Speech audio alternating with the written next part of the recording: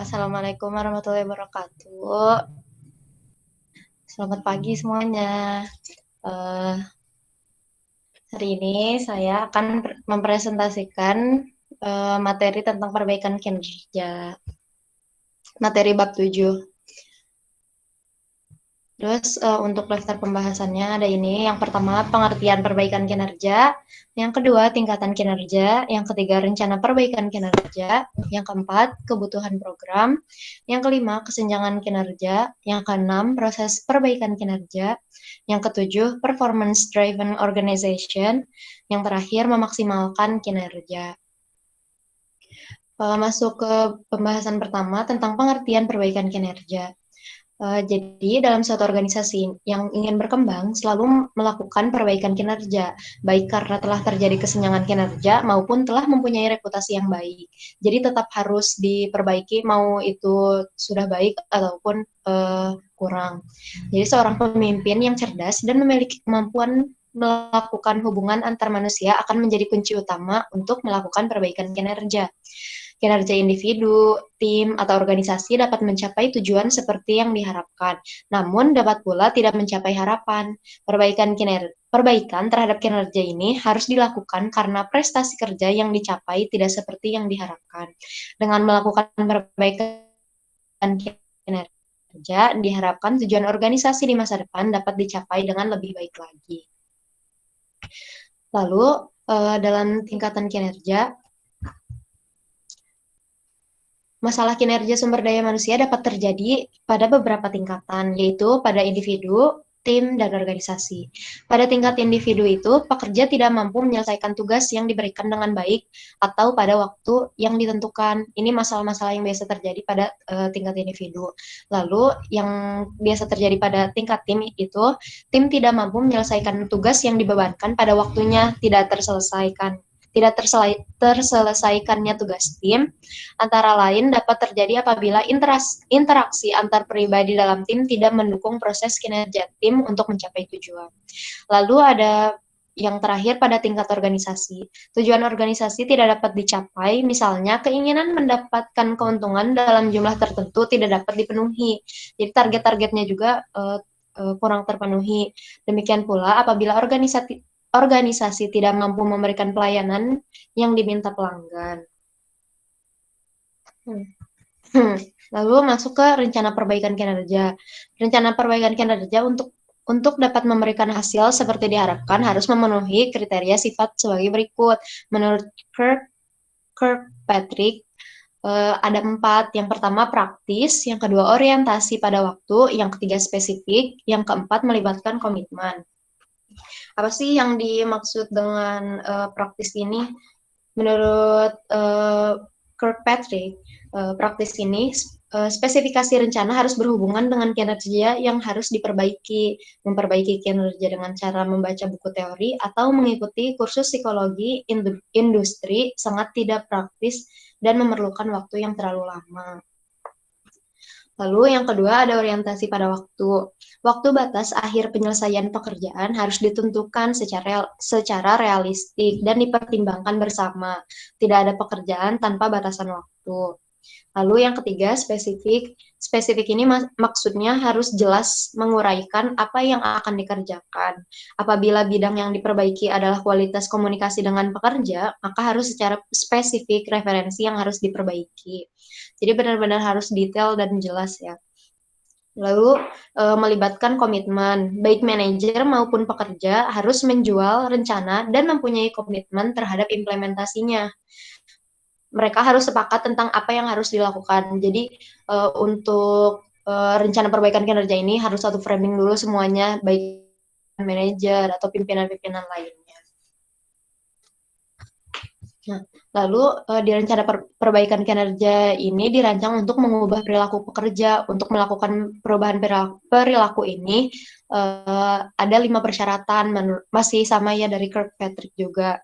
Ada 5. Yang pertama itu desire atau keinginan, yang kedua knowledge and skill atau pengetahuan dan keterampilan, yang ketiga climate atau iklim, lalu yang keempat ada atau bantuan dan dukungan, yang terakhir rewards atau penghargaan. Nih, yang pertama tentang desire. Desire atau keinginan. Apa sih maksudnya? Itu tuh terdapat keinginan dari pekerja sendiri untuk berubah. Tanpa adanya keinginan dari yang bersangkutan, perilaku tidak mungkin berubah. Jadi perbaikan kinerja ini juga walaupun plan-nya sudah bagus, program-program yang disusun sudah bagus, tapi kalau misalnya tidak ada keinginan dari karyawan ataupun yang bersangkutan, itu nggak mungkin berubah gitu, tidak akan optimal lah hasilnya. Makanya kenapa harus ada keinginan dari yang bersangkutannya. Lalu yang kedua ada knowledge and skill, pengetahuan atau pengetahuan dan keterampilan. Pekerja harus tahu apa yang harus dilakukan dan bagaimana melakukannya. Untuk itu harus mempunyai pengetahuan dan keterampilan yang diperlukan. Jadi nggak cukup nih hanya keinginan saja. Jadi dari yang bersangkutan juga harus paham apa yang harus ia lakukan dalam program perbaikan kinerjanya. Lalu yang ketiga adalah climate atau iklim. Maksudnya itu pekerja harus bekerja dalam iklim yang memberikan kesempatan dengan cara berbeda. Faktor terpenting dalam iklim adalah manajer. Jadi manajer ini terbagi menjadi 5 tipe iklim. Yang pertama preventing, yang kedua discouraging, yang ketiga neutral, yang keempat encouraging, yang kelima requiring. Yang preventing itu maksudnya manajer tidak mengizinkan pekerja melakukan apa yang mereka ingin lakukan. Iklim kerja semacam ini tidak akan mendorong pekerja berkembang. Jadi kalau yang preventing itu manajernya itu terlalu strict gitu. Jadi tidak mengizinkan pekerja melakukan apa yang mereka ingin lakukan. Yang kedua, ada discouraging, itu maksudnya manajer tidak mendorong keberanian pekerja untuk melakukan tindakan apabila tidak diperintah. Pekerja menjadi pasif dan tidak bersedia mengeluarkan gagasan. Kalau yang discouraging ini sama ya, masih membatasi gitu. Kalau misalnya nggak ada order dari pimpinan, bawahannya itu nggak boleh gerak gitu. Jadi mengakibatkan pekerja menjadi pasif dan tidak bersedia mengeluarkan gagasan karena ada terbatasnya ruang. Gitu. Lalu yang ketiga ada netral. Netral ini tipe manajer yang menyerahkan pada pekerja untuk menentukan sendiri sikapnya. Terdapat kebebasan bagi pekerja untuk mengembangkan diri dalam pekerjaan. Kalau yang netral ini lebih bagus ya, jadi membuka ruang bagi karyawannya untuk bisa lebih mengeksplor dirinya gitu. Lalu yang keempat ada encouraging. Manajer bersikap mendorong pekerja untuk bersedia mengembangkan prakarsa. Iklim demikian menciptakan motivasi kuat bagi pekerja. Kalau yang ini tipe manajer yang suportif ya, yang mau membawa timnya untuk lebih baik lagi. Jadi improving self-nya itu bagus gitu. Lalu yang terakhir ada requiring. Manajer bersedia membantu meningkatkan kemampuan dan kinerja pekerja. Lalu masuk yang ke persyaratan yang keempat, ada help and support, yaitu bantuan dan dukungan. Apabila pekerja bersedia memperbaiki diri, mereka memerlukan dorongan dan bantuan dong. Orang mungkin takut mencoba sesuatu yang baru karena takut kegagalan. Atau pekerja mungkin bermaksud mencoba tetapi tidak melakukan sampai mendapat dorongan. Atau orang mungkin tidak mempunyai keberanian tanpa dorongan dan bantuan. Bantuan dapat datang dari manajer, pelatihan profesional, atau keduanya. Jadi nggak cukup 3 tadi aja, tetap harus ada bantuan dan dukungan juga. Karena kalau misalnya melakukan sendiri juga nanti merasa ada perasaan kurang gitu dari karyawan yang bersangkutannya. Lalu yang terakhir adanya rewards atau penghargaan. Orang yang tahu bahwa mereka dihargai karena melakukan perubahan cenderung untuk berubah. Juga apabila rewards benar-benar diterima, mereka akan termotivasi untuk berubah di masa depan. Tapi sebenarnya kalau untuk rewards ini kayak jangan terlalu berharap ya, tapi rewards ini bisa digunakan untuk bentuk apresiasi gitu dan juga bentuk motivasi. Sebenarnya bisa masuk ke dukungan juga sih kalau menurut saya. Jadi si karyawan yang bersangkutan bisa lebih termotivasi untuk memperbaiki kinerjanya apabila mendapat apresiasi itu atau rewards itu. Lanjut ke kebutuhan program. Kinerja pekerja dapat diperbaiki melalui penilaian kinerja dan coaching. Akan tetapi, hal tersebut tidak akan terjadi sampai apabila program secara berhati-hati direncanakan dan secara efektif diimplementasikan. Mungkin tidak sempurna pada awalnya, oleh karena itu, mungkin lebih bijaksana untuk memulai dengan perumahan, mungkin dengan menggunakan pilot program dalam unit di mana manajer bersemangat untuk mencoba. Apabila program efektif, manajer lain akan mendengar dan mengajukan implementasi untuk unit kerjanya. Bahkan dapat menjadi kebijakan perusahaan untuk semua departemen. Ya. Ada ini untuk kebutuhan program ini ada 5 juga menurut Kirkpatrick. Yang pertama ada program yang sesuai dengan organisasi, yang kedua program dikomunikasikan, yang ketiga program dijual, yang keempat reviewer dilatih, yang kelima dibangun kontrol yang sesuai. Nah, untuk program yang pertama itu program sesuai dengan organisasi. Beberapa program sangat rumit dan memerlukan cukup banyak pekerjaan tulis-menulis. Program lain menggunakan bentuk dan prosedur sederhana dan menjaga pekerjaan tulis-menulis minimum. Beberapa program memerlukan penilaian dan wawancara atas dasar kuartalan atau tengah tahunan. Jadi programnya diaturnya secara setengah periode gitu dibagi 2. Sedangkan lainnya memerlukan hanya tahunan. Dalam memilih program, setiap organisasi harus pasti bahwa programnya dapat diimplementasikan dengan sempurna. Oleh karena itu, program yang dirancang harus disesuaikan dengan kondisi organisasi sehingga tidak mengalami kesulitan dalam pelaksanaan. Kalau ini sama seperti yang di syarat itu kan harus spesifik gitu si programnya. Lalu yang kedua ada program yang dikomunikasikan. Komunikasi ini mengandung makna menciptakan pengertian. Berarti setiap orang yang terlibat dalam program harus memahami apa, mengapa, kapan, di mana, dan bagaimana. Dalam banyak hal memerlukan pertemuan untuk menjelaskan dan mendiskusikan program, seperti manual yang menjelaskan format dan prosedur. Dengan demikian, pekerja memahami apa yang akan dilakukan oleh organisasi dan bagaimana melakukannya. Hubungan antar pribadi, antara atasan dan bawahan menunjukkan berlangsungnya komunikasi yang baik dalam suatu organisasi. Nah, komunikasi ini kan yang terpenting ya dalam segala hal. Makanya kenapa program harus dikomunikasikan dengan baik, baik yang melaksanakan maupun yang mengadakan. Lalu yang ketiga ada program dijual. Memahami saja tidak cukup, mereka yang mengimplementasikan rencana harus dipaksa bahwa waktu dan usaha mereka dihargai. Awalnya hal ini dapat dilakukan melalui persuasi, sementara waktu berjalan, manfaatnya harus nyata. Program ini tidak hanya awalnya saja dijual, tetapi secara terus-menerus. Manajer secara tetap bertempur melawan prioritas. Semakin banyak mereka menjual program, semakin banyak waktu dan energi yang diberikan dan karenanya perlu dilakukan dengan efektif. Lalu yang keempat ada reviewer dilatih. Hanya dengan memahami dan menjual manajer atas program tersebut tidak cukup. Mereka harus mengambil keterampilan yang diperlukan untuk mengimplementasikan program. Untuk membuat mereka memahami format dan prosedur secara relatif mudah, tetapi membuat mereka mengembangkan keterampilan yang diperlukan adalah sulit. Manual yang tertulis dengan baik tidak cukup untuk melakukannya. Lalu yang terakhir, dibangun kontrol yang sesuai. Terdapat pandangan bahwa orang akan melakukan apa yang diharapkan oleh manajer. Sementara itu, pandangan lain mengatakan bahwa orang akan melakukan yang diperiksa manajer. Penilaian kinerja cenderung mengikuti aliran kedua tersebut. Bahkan apabila manajer menjual program review kinerja dan manajemen yang lebih tinggi mengharapkan mereka untuk merupakan kesempatan bahwa review dipertimbangkan sebaiknya dikerjakan dan bukannya harus dikerjakan. Nah, dalam banyak hal, manajer banyak mempunyai sesuatu yang harus dikerjakan, sementara yang sebaiknya dikerjakan belum dilakukan.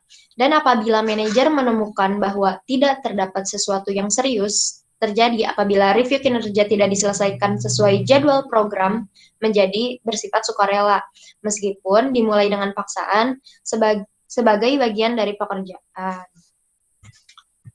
Lalu ada kesenjangan kinerja. Kesenjangan kinerja ini merupakan perbedaan antara keadaan kinerja yang sekarang dan bagaimana wujud yang diinginkan di waktu yang akan datang. Dan hal tersebut menyangkut orang dalam berbagai bentuk. Masalahnya kebanyakan adalah pada kesenjangan fundamental atau dasar ya, pada kinerja orang. Kesenjangan kinerja juga dapat berupa peluang untuk pengembangan di masa depan, seperti misalnya tim penjualan yang telah berhasil dalam kinerjanya menginginkan mencapai lebih baik lagi pada tahun depan. Nah, kesenjangan kinerja ini terdapat dua pendekatan yang dapat ditempuh dalam analisis kinerja, yaitu pendekatan diagnostik dan quick fix. Keduanya mempunyai kekuatan dan kelemahan masing-masing. Kalau yang pendekatan diagnostik ini mengadakan observasi terlebih dahulu terhadap kesenjangan kinerja, kekuatannya itu pendekatan diagnostik terletak pada kenyataan bahwa solusi didasarkan pada penyebab kesenjangan kinerja yang pada baru terjadi pertama kali. Sementara itu, kelemahannya terletak perlunya waktu yang lebih panjang untuk memproses karena memerlukan serangkaian analisis. Karena kan kalau yang diagnostik ini pada umumnya baru terjadi pertama kali, makanya butuh waktu yang lama untuk melakukan analisis. Lalu ada pendekatan quick fix, melakukan deteksi kesenjangan kinerja dan menentukan solusi secara tepat. Kekuatannya itu memungkinkan dilakukan tindakan instan dan menunjukkan kesan kemajuan. Jadi dapat memberikan kesan kalau si kesenjangan kinerja ini penanganannya secara cekatan. Sementara itu kelemahannya karena dapat memboroskan waktu untuk mengoreksi suatu tindakan yang mungkin salah karena dilakukan dengan tergesa-gesa.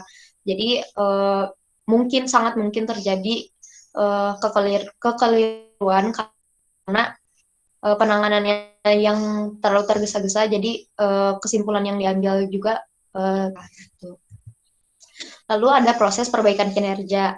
Pada hakikatnya, perbaikan kinerja merupakan proses transformasi kondisi kinerja saat ini menuju pada keadaan kondisi kinerja yang lebih baik di masa depan yang akan datang. Perbaikan kinerja baru dapat dilakukan setelah diketahui kondisi kinerja saat ini. Seperti apa kondisi kinerja yang diharapkan ke depan. Apabila kinerja dilakukan analisis tentang apa yang menjadi masalahnya dan mengapa hal tersebut bisa terjadi. Selanjutnya, mencari solusi dan kemampuan yang diperlukan untuk mengatasi masalah tersebut, menentukan siapa yang terlibat di dalam perbaikan kinerja, dan akhirnya menentukan tindak lanjut yang harus dilakukan. Untuk proses perbaikan kinerja ini terdapat 8 step ya. Yang pertama, kondisi kinerja yang sekarang. Analisis kesenjangan atau analisis merupakan teknik yang umum dipergunakan dalam perencanaan penjualan dan bisnis. Hal tersebut dilakukan dengan membandingkan antara di mana sekarang dan kemana kita inginkan. Kekuatan dalam analisis kinerja adalah karena besaran kesenjangan dapat ditatifkan. Jadi, untuk kesenjangan kinerja ini ternyata bisa diukur apa besar gitu, supaya bisa diukur angkanya. Nah, dalam kenyataannya, problem sebenarnya terjadi karena adanya kesenjangan kinerja. Misalnya, seorang manajer bank menghadapi masalah dengan seorang kasir. Perlu diperhatikan bahwa masalahnya bukan hanya pada kasir tersebut, tetapi dapat menyangkut berbagai kombinasi orang dalam suatu diagram. Mungkin di dalamnya terlibat masalah hubungan dengan atasan, rekan sekerja, bawahan, dan pemasok, serta pelanggan. Kurang jelas dan merupakan bagian terbesar dari persoalan. Mengidentifikasi persoalan mungkin merupakan langkah terbesar untuk mengatasinya. Lalu proses yang kedua itu kondisi kinerja diinginkan.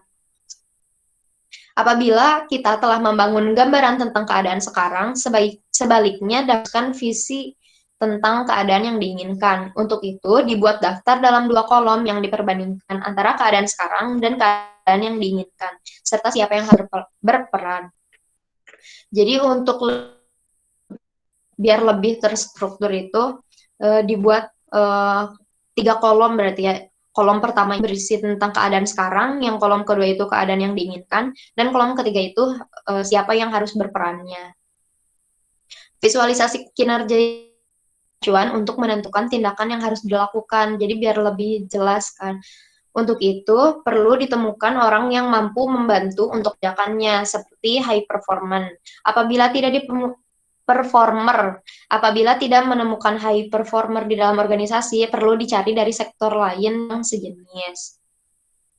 Lalu yang ketiga itu identifikasi masalah.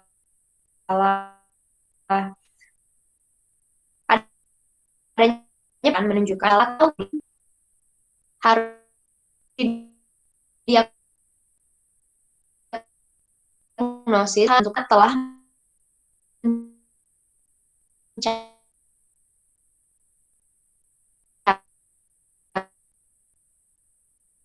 kesalahan untuk telah mengasumsikan sebuah solusi dalam pikirannya. Untuk itu perlu dihindari terjun langsung pada konklusi, namun dapat diagnosis penyebab masalahnya, dapat dikenal apa yang menjadi masalah dengan jelas dan nyata. Dicari dulu pokok permasalahannya apa, jangan langsung konklusi itu.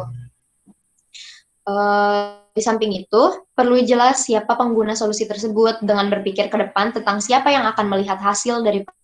Yang krusial itu dalam menemukan persoalan kinerja harus mengidentifikasi siapa yang menjadi pelanggan dan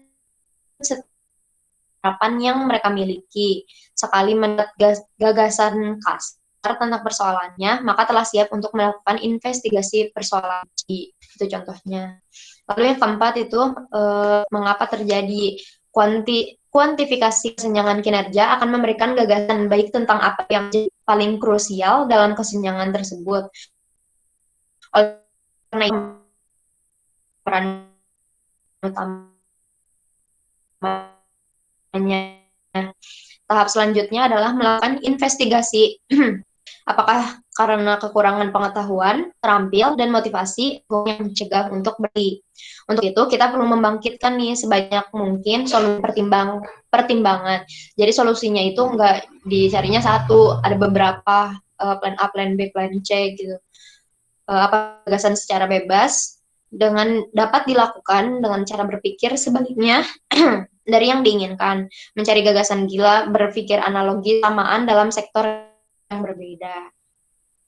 Lalu yang kelima adalah mencari solusi. Kesenjangan kinerja mungkin terjadi karena penetapan terlalu tinggi sehingga tidak terjangkau, mungkin pula karena perencanaan yang kurang baik, atau mungkin pula karena prosedur dan mekanisme kerja yang kurang. Namun, kemungkinan besar terjadi karena kualitas dan kemampuan sumber daya manusia yang dimiliki. Baik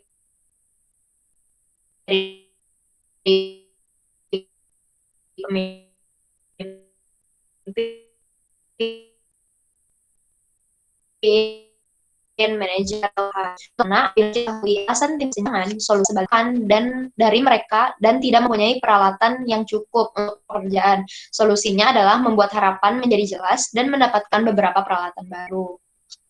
Nah, lalu yang keenam ada kemampuan diperlukan. Untuk mencapai kinerja yang diharapkan diperlukan tingkat kemampuan yang harus dimiliki SDM organisasi. Untuk menjadi manajer yang sukses menjalankan kerja diperlukan beberapa kemampuan antara lain. Kedua, model peran tentang keyakinan, nilai-nilai, dan perilaku yang diharapkan organisasi. Yang ketiga, keterampilan menjalankan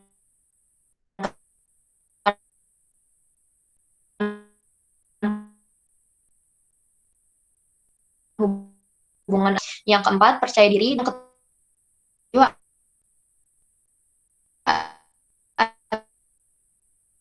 adalah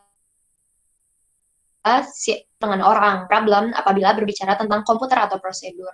Lalu dalam bekerja, orang selalu berhubungan dan berinteraksi dengan suatu masalah. Seorang manajer dalam sistem internal akan berhubungan dengan atasan rekan kerja, tim kerja, bahan sistem internal dengan masuk bahan yang dibutuhkan organisasi, dan pelanggan yang harus dilayani dan menikmati di antara mereka merupakan suatu sistem.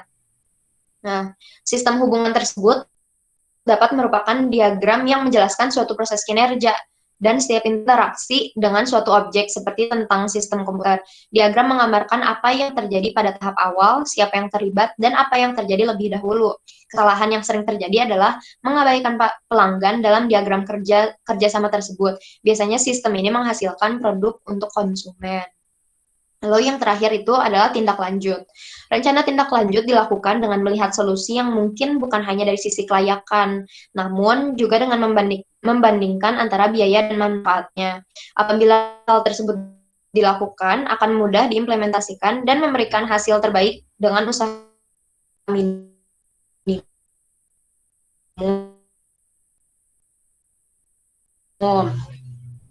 Rencana tindak lanjut sangat perlu diambil untuk menentukan langkah selanjutnya. Kunci keberhasilan dari banyak ada penetapan ukuran tentang apa yang kita inginkan terjadi. Lalu ke materi organization.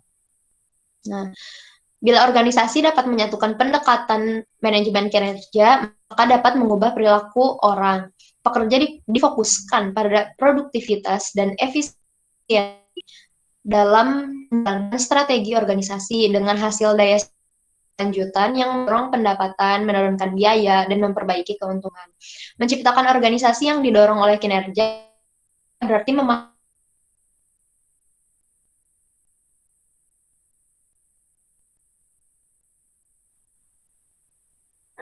Nah, untuk performance driven organization ada lima jenis gitu. Yang pertama ada bias struktural terhadap manajemen kinerja, cages. Yang ketiga, mencapai performance driven organization.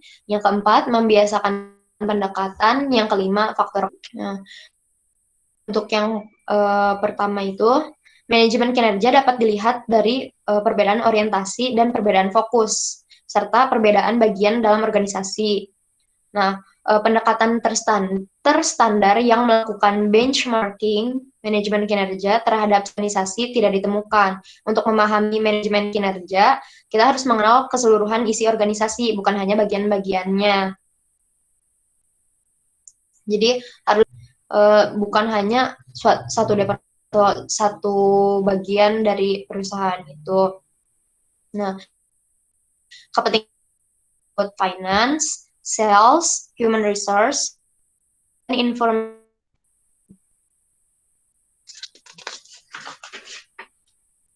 Lalu masuk yang kedua tentang linkages. Dalam suatu organisasi sering terjadi terputusnya hubungan antara orientasi, fokus organisasi dengan bagian-bagian dalam organisasi. Terdapat missing linkages. Terputusnya dapat mengganggu jalannya proses manajemen kinerja. Untuk menjadi terdorong oleh kinerja, suatu organisasi dapat mungkin sebagai menurut Stifler ya.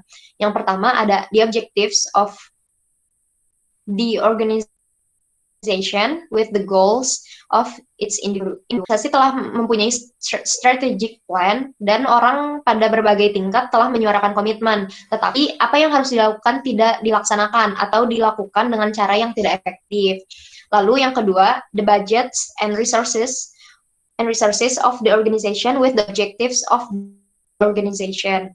Nah, paling membingungkan bagi manajer adalah bila diberikan objektif, tetapi tidak disediakan budget yang cukup untuk melakukan pekerjaan. Jadi objek ini yang tidak tepat membuat demotivasi pekerja. Tetapi good objective apabila tidak cukup didanai akan berdampak lebih buruk pada tenaga kerja daripada bad objective. Yang ketiga ada the measurement of past performance with adjustment to direction. Organisasi cenderung berakar pada masa lalu. Mereka mengukur kinerja finansial, kinerja individual, dan produktivitas. Tetapi mereka yang hanya pelajari masa lalu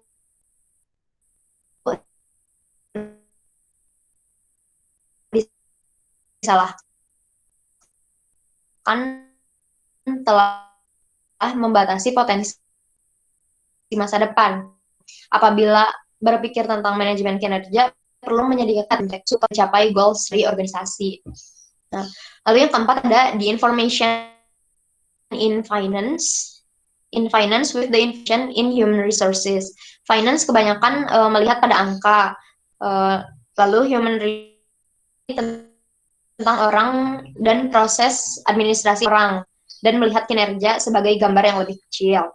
Pendekatan finance dan human resources ini harus bersama.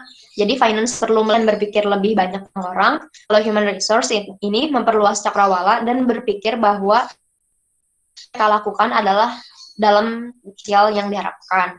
Lalu yang terakhir itu ada the pay of each person in the organization with that individual's performance.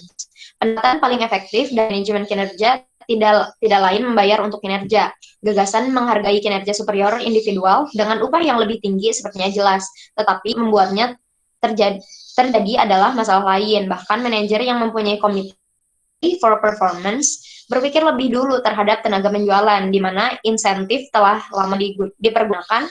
Dalam pandangan komprehensif manajemen kinerja, strategi kompensasi tidak dapat hanya menjadi isu eksklusif, tetapi merupakan kebutuhan organisasi. Nah, untuk yang ketiga tentang rencana tidak menjadi performance driven organization, menciptakan performance driven organization ini tentang budaya dari organisasi dan perubahan budaya yang memerlukan advokasi dan kepemimpinan di tingkat atas organisasi. Manajemen puncak harus mempunyai komitmen pada konsep manajemen kinerja dan pelaksananya harus mendukung tahapan. Komitmen ini menyangkut komunikasi intensif dan penguatan konsep pada pekerja, stakeholders, pemilik proses, pelanggan, pemasok, dan mitra. Manajemen kinerja merupakan strategi juga tentang taktik untuk mendorong kerja. Kebanyakan organisasi tidak menyukai saling keterhubungan dan saling ketergantungan yang diperlukan untuk menciptakan performance-driven organization yang sebenarnya. Rencana tindak yang sukses diarahkan pada budaya, kepribadian, praktik manajemen, kinerja yang ada, dan filosofi organisasi. Lalu yang keempat ada membiasakan pendekatan. Setiap organisasi bersifat unik, banyak yang terstruktur dengan garis yang sama, dan mempunyai dasar divisi fungsional dan alokasi tanggung jawab. Akan tetapi, pengaruh nyata dari budaya korporasi, karakter organisasional, atau kepribadian yang tidak dapat ditekankan. Beberapa organisasi dapat toleran, menerima, dan bahkan merangkul perubahan, tetapi sebagian lainnya berteriak panjang setelah dilakukan perubahan. Nah, oleh karena itu, memulai transformasi organisasi yang didorong oleh kinerja tergantung pada karakter yang unik. Akhir ada faktor keberhasilan. Jadi mempunyai rencana tindak merupakan langkah penting menjadi performance-driven organization, tetapi harus mengusahakan lingkungan yang memungkinkan. Mereka memahami bahwa manajemen kinerja merupakan kombinasi dari faktor-faktor yang masing-masing penting untuk mencapai performance-driven organization ini. Banyak organisasi yang memahami konsep ini memulai dengan melakukan persis seperti apa yang masih dilakukan banyak organisasi, tetapi mereka mengenal perlunya sesuatu yang berbeda. Perbedaan terjadi pada budaya korporasi atau kepribadian organisasi yang harus diperhitungkan dalam membuat keputusan di setiap sudut organisasi. Di samping perbedaan budaya, perlu menciptakan 5 hubungan untuk menjadi terdorong oleh kinerja dan mempraktikkan model manajemen kinerja. Perbedaan budaya memengaruhi rencana tindak melalui taktik dalam pelaksanaan rencana. Mereka memengaruhi melalui bagaimana hubungan manajemen itu terjadi. Nah, lalu ada memaksimalkan kinerja. Perbaikan kinerja ini perlu dilakukan secara berkelanjutan untuk dapat mencapai hasil seperti yang diharapkan di masa depan. Untuk itu, diperlukan langkah yang tepat untuk dapat mencapai kinerja maksimal. Pada tingkat organisasi, diperlukan adanya organisasi yang selalu mendorong untuk mencapai kinerja yang tinggi. Namun, organisasi dijalankan oleh sejumlah sumber daya manusia pada berbagai tingkatan dengan perannya masing-masing. Nah, untuk memaksimalkan dapat 3 bagian. Yang pertama, memperbaiki kinerja organisasi. memperbaiki kinerja organisasi. Ini ada apa ya, 4 bagian dari memperbaiki kinerja organisasi ini, 4 bagian caranya. Jadi memperbaiki kinerja organisasi ini, memperbaiki organisasi, manajer dan pimpinan perlu mengetahui keterampilan utama apa yang diperlukan, meningkatkan rasa percaya diri, dapat menentukan tujuan dan sasaran yang jelas, serta dapat mengelola fleksibilitas pribadi mereka. Untuk yang pertama itu, mengetahui keterampilan yang diperlukan. Globalisasi dan teknologi komunikasi yang semakin baik telah meningkatkan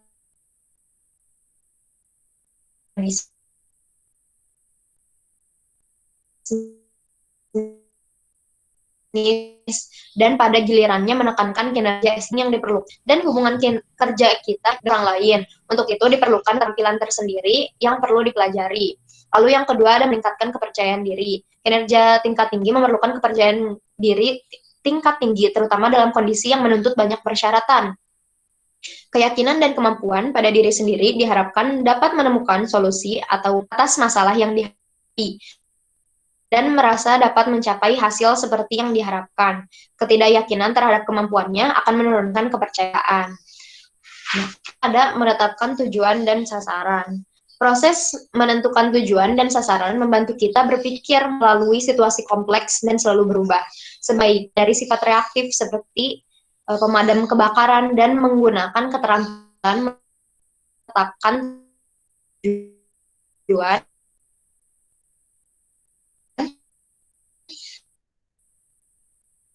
menyadari akan hal tersebut akan mudah. Lalu lanjut ke mengelola fleksibilitas pribadi. Hasil pekerjaan kita ditentukan oleh cara bagaimana kita mengelola diri kita secara internal. Kinerja diperlukan meningkatkan kepedulian terhadap perubahan yang dapat dilakukan pada bagaimana kita mendekati situasi dengan maksud mengembangkan fleksibilitas dalam diri. Lalu yang kedua, memperbaiki kinerja sendiri. Caranya itu yang pertama ada mempelajari bagaimana cara belajar. Nah, untuk memperbaiki kinerja sendiri, kita bagaimana sih cara belajar kita? Kalau di bukunya Profesor Dr. Wibowo, ada 3 bidang keterampilan yang perlu difokuskan. Yang pertama, self-management skills. Yang kedua, project management skills. Yang ketiga, people management skills. Kalau self-management skills ini termasuk di dalamnya penetapan tujuan dan manajemen waktu. Dengan ini, keterampilan manajemen kita tentang bagaimana mengelola ciri kita akan tumbuh. Yang kedua, project management skill ini, mengembangkan keterampilan ini akan menjadikan kita tahu apa yang perlu untuk dilakukan dan kapan dilakukan, dapat menjaga proyek tetap pada jalurnya. Nggak overtime gitu. People management skills ini maksudnya secara efektif dengan orang yang menentukan keberhasilan proyek. Nah, lalu cara yang kedua itu dengan mengelola emosi tentunya agar ya karena mempelajari keterampilan secara aktif berarti mengelola sehingga diperoleh kinerja maksimal. Dengan mengelola keadaan emosional di pekerjaan dengan baik, kita akan memulai menumbuhkan situasi yang menantang dan potensial membuat stres. Oleh karena itu kita harus cerdas dalam mengelola emosi kita. Lalu mengcoach diri sendiri. Kebanyakan di antara kita telah menyadari bahwa pada umumnya mempunyai kelemahan dalam mengkritik diri sendiri. Kita perlu merubah cara kita berbicara terhadap diri sehingga dapat merubah inner critics menjadi inner coach dan belajar menggunakan proses self-coaching untuk mengembangkan pribadi. Lalu ada visualisasi untuk efektivitas. Jadi dalam otak kita itu terdapat 3 bahasa, yaitu auditori, visual, sama kinestetik, feeling. Dengan menanyakan pada diri sendiri apakah pilihan terbaik yang mungkin. Lalu strategi visual dengan imajinasi dan visualisasi pilihan yang mungkin. Sedangkan strategi kinestetik dengan memperhatikan reaksi yang mendalam dan perasaan tentang pilihan yang tersedia. Jadi katanya ketiga cara tersebut mempunyai kekuatan dan kelemahan yang berbeda. Untuk meningkatkan efektivitas, dilakukan dengan menggunakan kombinasi ketiganya secara bersama-sama. Dalam bidang kekuatan masing-masing, memanfaatkan bahasa tersebut akan membantu membuat keputusan yang berkualitas. Jadi kalau misalnya untuk yang visualisasi untuk efektivitas ini, kita harus tahu dulu nih kekuatan kita di mana, di auditori, visual, atau di kinestetik. Itu sebenarnya masuk ke ini cara belajar juga. Lalu yang kelima itu menemukan pendekatan terbaik. Jadi untuk membalik situasi sulit, pendekatan positif membuat kita dan orang lain lebih termotivasi. Belajar untuk menjadi lebih positif di pekerjaan membuat tingkat kepuasan akan meningkat dan produktivitas tim meningkat. Jadi kalau misalnya lagi di situasi sulit itu sebisa mungkin leader tetap positif, jadi memberi positive vibes ke lebih cepat membalikkan situasi menjadi lebih baik gitu. Lalu adanya membebaskan sumber daya di dalam motivasi kita menyelesaikan konflik, maka kita dapat membebaskan waktu dan usaha yang dihamburkan. Dengan menyelesaikan inner konflik, maka kita tidak melawan diri kita sendiri dan memboroskan energi sendiri. Konflik internal relatif biasa dan mudah dikenal, seperti perbedaan kepentingan kita dengan orang lain, tuntutan profesional akan waktu dengan kepentingan keluarga. Konflik internal sering tampak seperti perasaan campur aduk, keraguan perlu diatasi terlebih dahulu, menyatakan komitmen untuk melakukan tindakan. Nah, jadi si SDM ini juga kan pasti punya inner konflik. Bagaimana sih kita bisa mengelola si inner konflik itu? Lalu yang ketujuh, buruk. Kebiasaan buruk ini dapat mencegah kita mendapatkan segala sesuatu dengan mudah, tetapi relatif mudah mengubah kebiasaan dengan menggantikan perilaku lama dengan perilaku baru yang lebih produktif. Ini merupakan cara termudah untuk memperbaiki kinerja secara berkelanjutan. Lalu yang ke-8 adalah menganalisis masalah. Masalah sering terlihat dari perspektif terbatas, di mana jawabannya mungkin terletak di luar ruang masalah, di mana kita berpikir. Karenanya, kita perlu meningkatkan ukuran kotak pemikiran kita sehingga mendapatkan solusi yang mungkin tidak dapat diperoleh dengan cara sebaliknya. Lalu, mengoptimalkan waktu. Cara menggunakan waktu akan menentukan kinerja menyeluruh dan pada gilirannya memengaruhi tim kita. Dengan keterampilan manajemen waktu akan segera meningkatkan kinerja. Untuk itu, perlu menyisihkan waktu setiap hari untuk memfokuskan pada prioritas. Nah, lalu, ada yang bagian yang terakhir yaitu membantu orang lain menjadi lebih baik. Di sini terdapat 10 cara bagaimana kita dapat membantu orang lain menjadi lebih baik. Yang pertama adalah berhubungan secara non-verbal. Kebanyakan hasil organisasi dikembangkan melalui hubungan kerja yang baik di antara SDM dengan memahami dan menyerap prinsip dasar dan keterampilan komunikasi non-verbal. Maka hubungan kerja dapat ditingkatkan. Lalu yang kedua, mengevaluasi prioritas. Dalam semua aspek bisnis seperti pelayanan, pelanggan, pembinaan SDM, dan manajemen kinerja, orang mempunyai prioritas yang harus dipuaskan. Untuk itu, perlu dipelajari bagaimana sih cara kita untuk mengidentifikasi kebutuhan utama dalam posisi untuk dapat memuaskan mereka. Lalu yang ketiga ada bekerja dengan sifat kepribadian. Dalam banyak situasi, terdapat banyak cara di mana orang akan berperilaku konsisten, mengelola pola konsistensi kita sendiri, dan meningkatkan situasi yang prosedur untuk mencapai tujuannya, sedangkan yang lain mempunyai pilihan. Beberapa orang memprakarsai tindakan sementara yang lainnya bersifat reaktif. Beberapa orang bertujuan mencapai tujuan positif, sedang yang lainnya menghindari masalah negatif. Beberapa orang berpikir dalam garis besar dan lainnya memfokuskan pada detail. Orang mungkin juga melihat tentang bagaimana sesuatu sama atau berbeda satu dengan yang lainnya. Lalu yang keempat adalah mendapatkan persetujuan yang terbaik. Tindak setiap orang mempunyai pendekatan yang sama dengan melakukan negosiasi. Dalam kenyataan terdapat 5 gaya utama tuh yang dipergunakan orang dengan alam bawah sadarnya, yaitu compromise atau kompromi. Yang kedua coercion atau paksaan, yang ketiga emotion atau emosi, yang keempat rasional, dan yang kelima bargaining atau perundingan. Dengan memahami pendekatan kita sendiri dan belajar mengenal orang lain akan mendapatkan hasil yang terbaik untuk semua pihak dalam bernegosiasi. Lalu yang kelima, ada mendeteksi dan mencegah masalah. Yang paling penting untuk dilaksanakan adalah menghindari masalah sebelum terjadi. Mencegah terjadinya masalah biayanya lebih efisien daripada menunggu sampai terjadi. Untuk mengantisipasinya dapat dilakukan dengan mengenal isyarat halus dari perilaku orang lain. Kita perlu sensitif dan bermaksud menandai masalah potensial orang lain, bahkan sebelum mereka menyadarinya. Kalau ini kayak tindakan preventif untuk sebelum masalah terjadi. Lalu yang keenam, menyelenggarakan pertemuan. Dengan mengetahui bagaimana membuat pertemuan bekerja efektif, kita dapat mentransformasikan produktivitas pribadi dan organisasional, memperbaiki keterampilan dalam membuat pertemuan selalu merupakan forum konstruktif di mana semua masalah dapat didiskusikan secara efisien dan efektif. Memulai pertemuan dengan sasaran dalam pandangan yang jelas bagi setiap orang dapat menjaga bahwa pertemuan berjalan dalam jalurnya. Lalu yang ketujuh, memperbaiki hubungan kerja. Manajer perlu keterampilan interpersonal tingkat tinggi untuk mencapai kinerja tinggi dalam lingkungan kerja yang penuh dengan tekanan sekarang ini. Mempelajari keterampilan penting untuk mengetahui kapan dan bagaimana menggeser pandangan untuk memastikan mendapatkan hasil terbaik dari orang lain. Untuk mendapatkan yang terbaik dari orang, tentu kita perlu melihat apa yang kita lakukan terhadap orang lain yang sedang berjalan dan bagaimana memperbaiki apa yang tidak berjalan.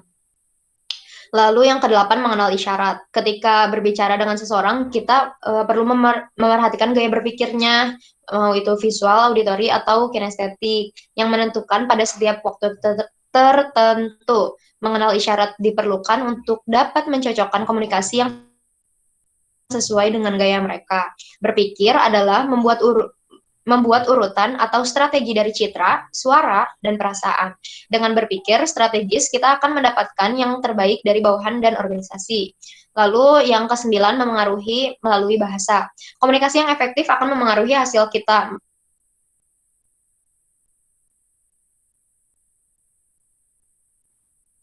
Hasil menyampaikan pertanyaan dan bagaimana menyesuaikan dengan pola bahasa orang lain sehingga efektif memengaruhi mereka. Tujuannya adalah untuk memahami respon nonverbal orang. Seorang manajer akan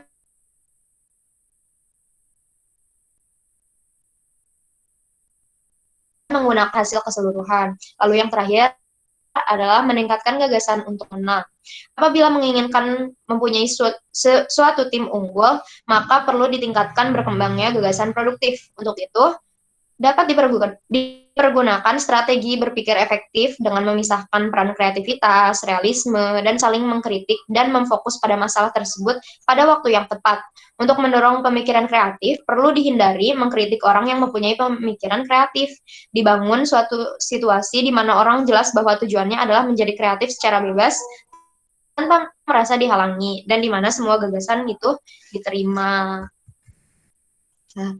Nah, untuk sumbernya ini saya dari buku Profesor Dr. Wibowo SE MPhil yang judulnya Manajemen Kinerja. Nah, terima kasih. Sekian yang dapat saya sampaikan. Apakah ada pertanyaan?